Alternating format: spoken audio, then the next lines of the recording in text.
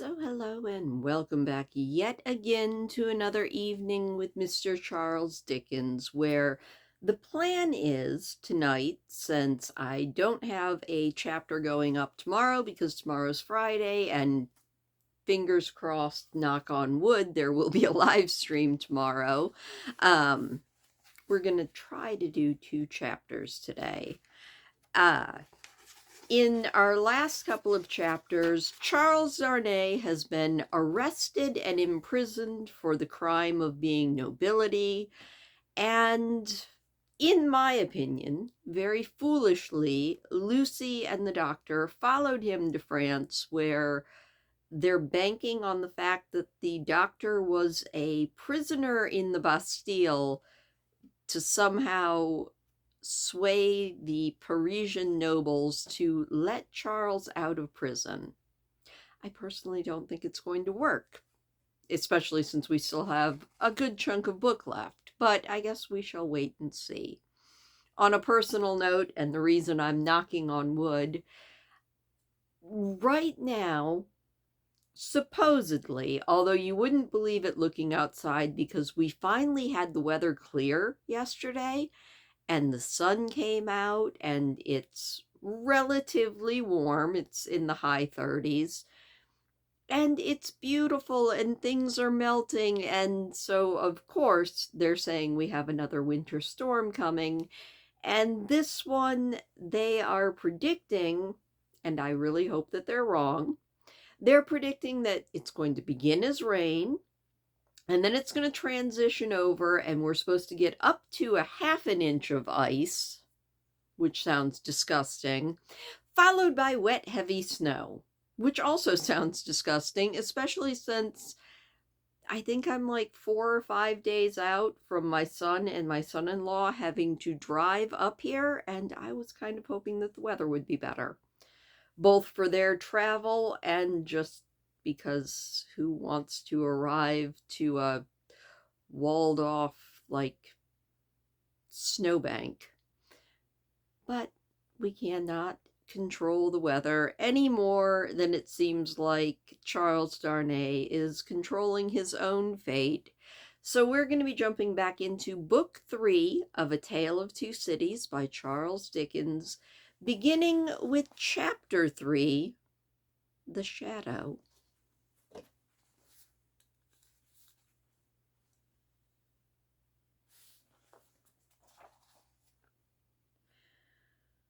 One of the first considerations which arose in the business mind of Mr. Lorry when business hours came round was this: that he had no right to imperil Tellson's by sheltering the wife of an immigrant prisoner under the roof of the bank.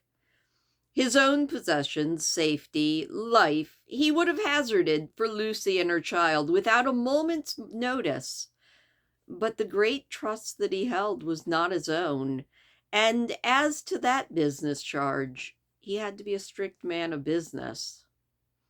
At first his mind reverted to Defarge, and he thought of finding out the wine shop again and taking counsel with its master in reference to the safest dwelling place in this distracted city, but the same consideration that suggested him repudiated him.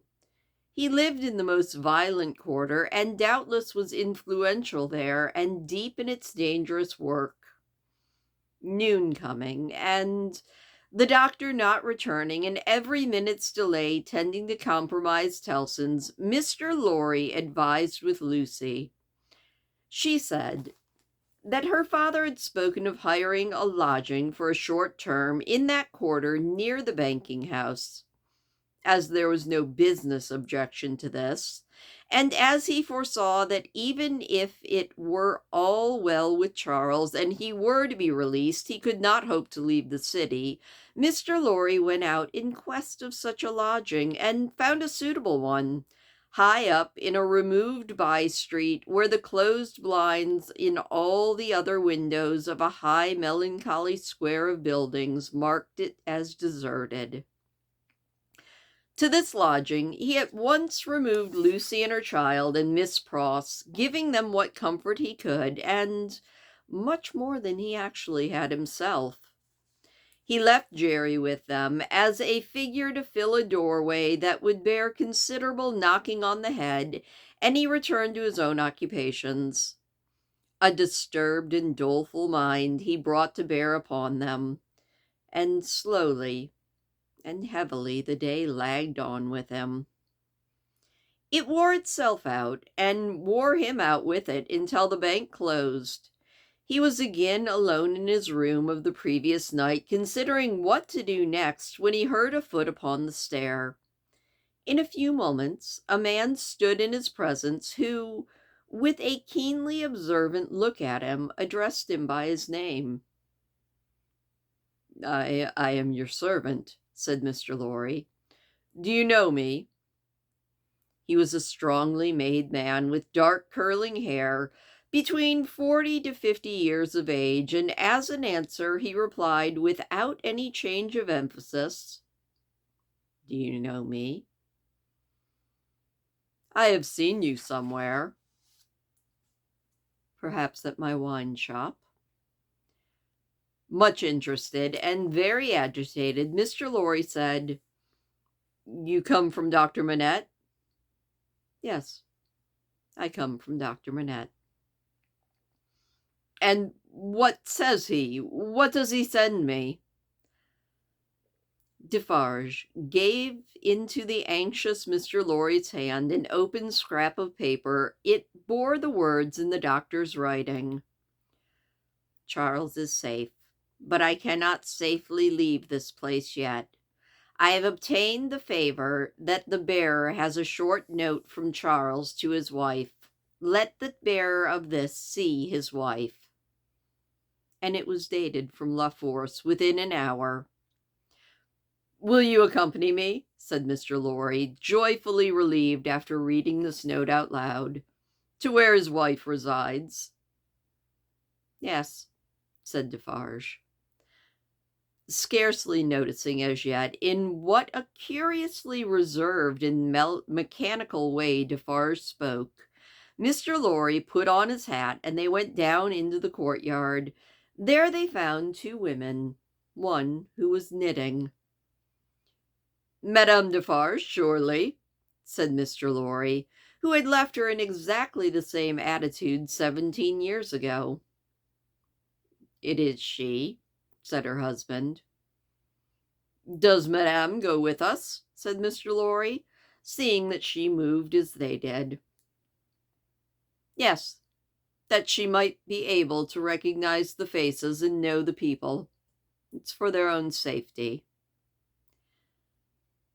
Beginning to be struck by Defarge's manner, Mr. Lorry looked dubiously at him and led the way. Both women followed, the second one being the Vengeance. They passed through the intervening streets as quickly as they might, ascended the staircase of the new domicile, were admitted by Jerry, and found Lucy weeping and alone. She was thrown into transports of joy by the tidings Mr. Lorry gave her of her husband, and clasped the hand that delivered his note, little thinking what it had been doing near him in the night, and might, but for chance, have done to him. "Dearest," read the note, "take courage. I am well, and your father has influence around me. You cannot answer this.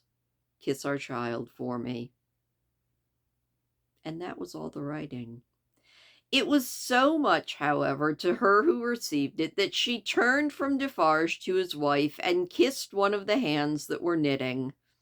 It was a passionate, loving, thankful, womanly action, but the hand made no response.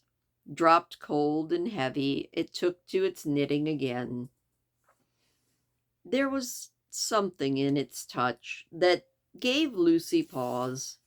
She stopped in the act of putting the note in her bosom, and with her hands still at her neck, looked terrified at Madame Defarge. Madame met the lifted eyebrows and forehead with a cold, impassive stare. "My dear," said Mr. Lorry, trying to explain, "there are frequent risings in the street. and although it is not likely they will ever trouble you, Madame Defarge wishes to see those to whom she has the power to protect at those times, to the end that she may know them and identify them. I believe," said Mr. Lorry, slightly halting his reassuring words, "I am stating the case, correct?" Defarge looked gloomily at his wife, and gave no other answer than a gruff sound of acquiescence. "You had better, Lucy," said Mr. Lorry, doing all that he could. "Bring the dear child here, and our good Miss Pross. Our good Pross, Defarge, is an English lady, and she knows no French." The lady in question, whose rooted conviction that she was more than a match for any foreigner, was not to be shaken by distress and danger, and she appeared with folded arms, and observed in English to the Vengeance, upon whom her eyes first encountered, "Well, I am sure, Boldface, I hope you are pretty well." She also bestowed a British cough on Madame Defarge, but neither of the two took much heed to her. "Is that his child?" said Madame Defarge, stopping in her work for the first time, and pointing her knitting needle at little Lucy, as if it were the finger of fate. "Yes, madame," said Mr. Lorry. "This is our poor prisoner's darling daughter and only child." The shadow attendant on Madame Defarge and her party seemed to fall so threatening and dark upon the child that her mother instinctively knelt on the ground beside her and held her. The shadow attendant on Madame Defarge and her party seemed then to fall threatening and dark on both mother and child. "It is enough, my husband," said Madame Defarge. "I have seen them. We may go." But the suppressed manner had enough of menace in it, not visible and presented, but indistinct and withheld, to alarm Lucy into saying, as she laid her appealing hand upon Madame Defarge's dress, "You will be good to my poor husband. You will do him no harm. You will help me see him, if you can." "Your husband is not my business here," said Madame Defarge, looking down with perfect composure. "It is the daughter of your father who is my business here." "For my sake, then, be merciful to my husband. For my child's sake. She will put her hands together and pray to you to be merciful. We are more afraid of you than these others." Madame Defarge took this as a compliment, and looked at her husband.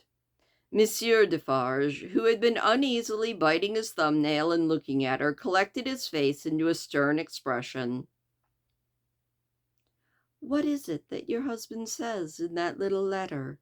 said Madame Defarge with a smile. "Influence? He says something about influence." "That my father," said Lucy, quickly taking the paper from her breast, but with her alarmed eyes on her questioner and not on the paper, "my father has much influence around him." "Surely that will release him, then," said Madame Defarge. "Let it do so." "As a wife and mother," cried Lucy, "I implore you to have pity on me, and to not exercise any power that you possess against my husband, but to use it on his behalf. Oh, sister, think of me as wife and mother." Madame Defarge looked, cold as ever, at Lucy, and said, turning to her friend the Vengeance, "The wives and mothers we have been used to see, since we were as little as this child and much less, have not been greatly considered. We have known their husbands and fathers laid in prison and kept from them often enough. All our lives we have seen our sister women suffer in themselves and in their children, poverty, nakedness, hunger, thirst, sickness, misery, oppression, and neglect of all kinds. "We've seen nothing else," said the Vengeance. "We have borne this a long time," said Madame Defarge, turning her eyes again to Lucy. "Judge you. Is it likely that the trouble of one wife and mother would be very much to us now?" And she resumed her knitting and went out, with the Vengeance following, and Defarge, following her, closed the door. "Courage, my dear Lucy," said Mr. Lorry. "Courage. So far all goes well with us. Much, much better than it has of late gone with many poor souls. Cheer up, and have a thankful heart." "I am not thankless, I hope. That dreadful woman, she seems to throw a shadow on me, and across all of my hope, though." "Tut, tut," said Mr. Lorry. "What is this despondency in your brave chest? A shadow? There's no substance to it, Lucy." But the shadow of the matter of these Defarges was dark upon himself for all that he said, and in his secret mind it troubled him greatly. And that is the end of chapter 3. And we'll go on to chapter 4 after I go grab a drink. All right, hydration was found. And now let's move on to chapter 4, Calm in Storm.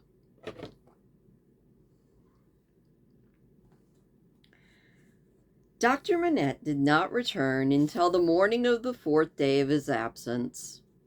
So much of what had happened in that dreadful time as could be kept from the knowledge of Lucy was so well concealed from her that not until long afterwards, when France and she were far apart, did she know 1,100 defenseless prisoners of both sexes and all ages had been killed by the populace, that 4 days and nights had been darkened by this deed of horror, and that the air around her had been tainted by the slain. She only knew that there had been attack upon the prisons, and that all political prisoners had been in danger, and that some had been dragged out by the crowd and killed. To Mr. Lorry, the doctor communicated, under an injunction of secrecy on which he had no need to dwell, that the crowd had taken him through a scene of carnage to the prison of La Force, that in the prison he had found a self-appointed tribunal sitting, before which the prisoners were brought singly, and by which they were rapidly ordered to be put forth to be massacred, or to be released, or, in a few cases, sent back to their cells. That presented by his conductors to this tribunal, he had announced himself by name and profession as having been for 18 years a secret, unaccused prisoner in the Bastille, that one of the body, so sitting in judgment, had risen and identified him, and that this man was Defarge. He had therefore ascertained, through the registers on that table, that his son-in-law was among the living prisoners, and had pled hard to the tribunal, of whom some members were asleep and some awake, some dirty with murder and some clean, some sober and some not, for Charles's life and liberty. That in the first frantic greetings lavished on himself as a notable sufferer under the old system, it had been accorded to him to have Charles Darnay brought before the lawless court and examined. That he seemed on the point of being once released, when the tide in his favor met with some unexplained check. It was not intelligible to the doctor, which led to a few words of secret conferences. That the man, sitting as president, had then informed Dr. Manette that the prisoner must remain in custody, but should, for his sake, be held in safe custody. that immediately, on a signal, the prisoner was to be removed to the interior of the prison again, but that he, the doctor, had then so strongly pleaded for permission to remain and assure himself that his son-in-law was, through no malice or mischance, delivered to the murderers outside. And he had obtained this permission and remained in that hall of blood till all the danger was over. The sights he had seen there, with brief snatches of food and sleep by intervals, shall remain untold. The mad joy over the prisoners who were saved had astounded him scarce less than the mad ferocity against those cut to pieces. One prisoner there was, he said, who had been discharged into the street free, but whom a mistaken savage had thrust a pike as he had gone out. Being besought to go and dress the wound, the doctor had passed out that same gate and had found him in the arms of a company of Samaritans who were seated on the bodies of their victims. With an inconsistency as monstrous as anything in this nightmare, these people had helped the healer and tended the wounded man with great kindness and made a litter for him and escorted him carefully from that spot, and then had caught up their weapons and plunged anew into a butchery so dreadful that the doctor had covered his eyes and swooned in the middle of it. As Mr. Lorry received these confidences, and as he watched the face of his now 62-year-old friend, a misgiving arose within him that such dread experiences would revive the old danger. But he had never seen his friend in his present aspect. He had never at all known him in this character. For the first time, the doctor felt now that his suffering was strength and power. For the first time, he felt that in that sharp fire he had slowly forged an iron which could break the prison door of his daughter's husband and deliver him. It all tended to a good end, my friend. It was not mere waste and ruin. As my beloved child was helpful in restoring me to myself, I will be helpful now in restoring the dearest part of herself to her, and by all heaven I will do it. Thus said Dr. Manette. And when Jarvis Lorry saw the kindled eyes, the resolute face, and the calm, strong look and bearing of the man whose life had always seemed to him to have been stopped like a clock for so many years, and then set to go again with an energy that had lain dormant during the cessation of its usefulness, well, he believed. Greater things than the doctor had at that time to contend with, and it would have yielded in his persevering purpose.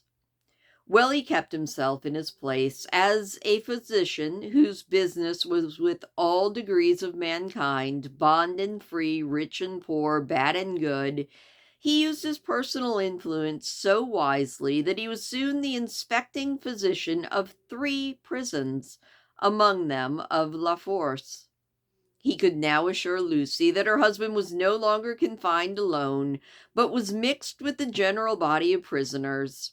He saw her husband weekly, and brought sweet messages to her straight from Charles's lips. Sometimes her husband himself sent a letter to her, though never through the doctor. But she was not permitted to write to him. For among the many wild suspicions of plots in the prisons, the wildest of all pointed at immigrants who were known to have made friends or connections abroad. This new life of the doctor's was an anxious life, no doubt. Still, Mr. Lorry saw that there was a new sustaining pride in it. Nothing unbecoming tinged the pride. It was a natural and worthy one, but he noted it as a curiosity. The doctor knew that up to that time his imprisonment had been associated in the minds of his daughter and his friends with his personal affliction, deprivation, and weakness. Now this was changed, and he knew himself to be invested through that old trial with forces to which they both looked for Charles's ultimate safety and deliverance. He had become so far exalted by this change that he took the lead and direction and required them, as the weaker, to trust in him as the strong one. The preceding relative positions of he and Lucy were reversed, yet only as the liveliest gratitude and affection could reverse them, for he could have had no pride but in rendering some service to her who had rendered so much to him.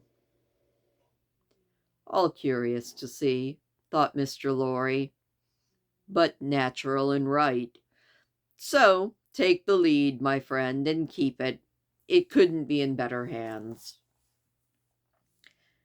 But though the doctor tried hard, and never ceased trying to get Charles Darnay set at liberty, or at least get him brought to trial, the public current of the time set too strong and fast. The new era began. The king was tried, doomed, and beheaded. The Republic of Liberty, Equality, Fraternity, or Death declared for victory or death against the world in arms. The black flag waved night and day from the great towers of Notre Dame. 300,000 men, summoned to rise against the tyrants of the earth, rose from all the varying soils of France as though dragons' teeth had been sown broadcast, and had yielded fruit equally on hill and plain, on rock and gravel and alluvial mud, under the bright sky of the south and under the clouds of the north, in fell and forest, in vineyards and olive grounds, and among the cropped grass and stubble of corn, along the fruitful banks of the broad rivers and the sand of the seashore. What private solicitude could rear itself against the deluge of the year one of liberty, the deluge rising from below, not coming from above, and with the windows of heaven being shut, definitely not opened? There was no pause, no pity, no peace, no interval of relenting rest, and no measure of time. Though days and nights circled as regularly as when time was young, and the evening and the morning were the first day, other courts of time were none. Hold of it were lost in the raging fever of a nation, and it is in the fever of one patient. Now, breaking the unnatural silence of a whole city, the executioner showed people the head of the king, and now, it seemed almost in the very same breath, the head of his fair wife, which had had 8 weary months of imprisoned widowhood and misery to go gray. And yet, observing the strange law of contradiction which obtains in all such cases, the time was long while it flamed by so fast. A revolutionary tribunal in the capital, and 40 or 50,000 revolutionary committees all over the land, a law of the suspected, which struck away all security for liberty or life, and delivered over any good and innocent person to any bad and guilty, prisons gorged with people who had committed no offense and could obtain no hearing, all of this became the established order and nature of appointed things, and seemed to be ancient usage before they were many weeks old at all. Above it all, one hideous figure grew as familiar as if it had been before the general gaze from the very foundation of the world. The figure of that sharp female named La Guillotine. It was the popular theme for jests. It was the best cure for a headache. It infallibly prevented hair from turning gray. It imparted a peculiar delicacy to the complexion. It was the national razor who shaved very close, who kissed La Guillotine, looked through the little window, and sneezed into a sack. It was the sign of the regeneration of the human race. It was greater than the cross. Models of it were worn on breasts from which the cross was discarded, and it was bowed down to and believed in wherever the cross was denied.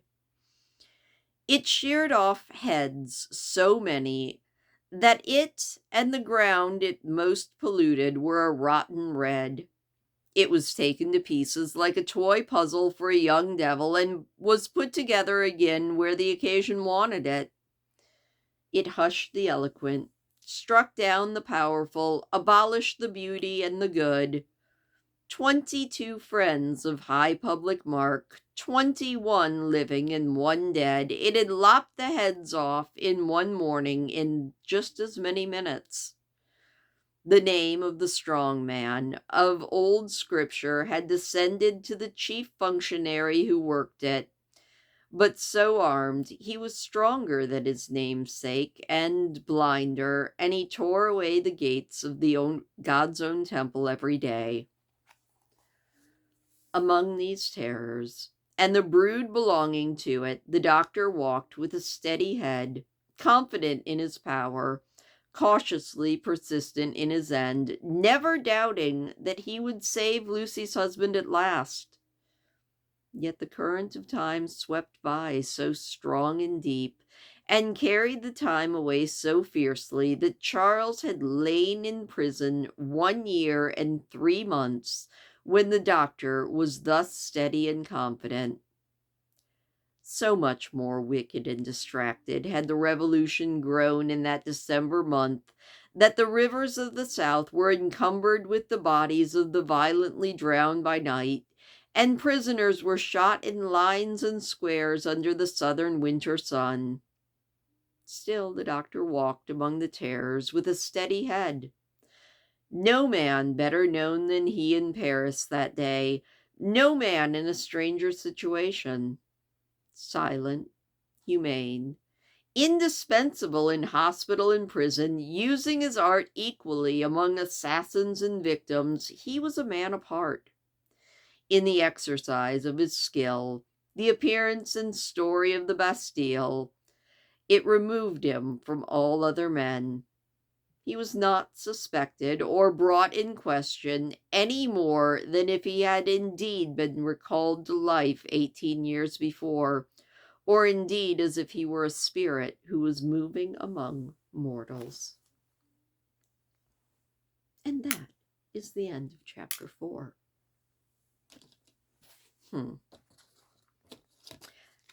Definitely more action in the last 2 chapters. I kind of liked them. I do like that the doctor, who has been pictured through all of these, book 1 and book 2, as being kind of feeble and a little bit out of it, has finally come to his own. Although 1 year and 4 months, that seems like a long time in a Paris prison.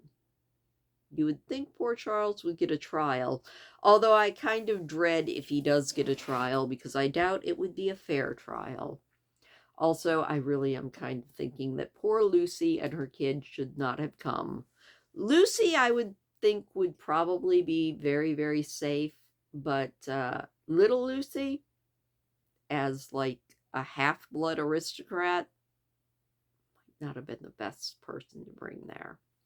Anyway, thank you so much for listening. I hope that you enjoyed that, and I will see you, hopefully, knocking on wood again, Saturday. Wish me luck with the power.